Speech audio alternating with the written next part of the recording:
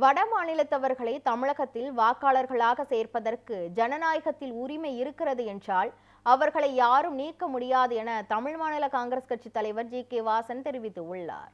தமிழ் மாநில காங்கிரஸ் கட்சியின் டெல்டா மண்டல இளைஞர் அணி சார்பில் கலந்தாய்வு கூட்டம் தஞ்சை புதிய பேருந்து நிலையம் அருகே நடைபெற்றது. இதில் அக்கட்சியின் தலைவர் ஜி.கே. வாசன் உட்பட மாநில நிர்வாகிகள் பலர் கலந்து கொண்டனர். பின்னர் செய்தியாளர்களிடம் பேசிய ஜி.கே. வாசன், தமிழகம்தான் சட்ட ஒழுங்கில் மிக மிக மோசமான மாநிலமாக உள்ளது என்று தெரிவித்தார். மேலும் அதிமுக ஆட்சியை ஒப்பிட்டு பார்க்கையில் திமுக ஆட்சியில்தான் தினம்தோறும் கொள்ளை சம்பவங்கள் நடைபெறுவதாகவும் குற்றம் சாட்டினார். வட மாநில தமிழகத்துல இருப்பவர்களை சேர்க்கக்கூடிய ஜனநாயகத்திலே உரிமை இருந்தால் அவர்களை யாரும் நீக்க முடியாது இல்லையா? அதற்கென்று ஒரு சட்டம் இருக்கிறது, ஒரு முறை இருக்கிறது. அதனை முறையாக பார்த்து கொள்ளக்கூடிய எலெக்ஷன் கமிஷன் இருக்கிறது.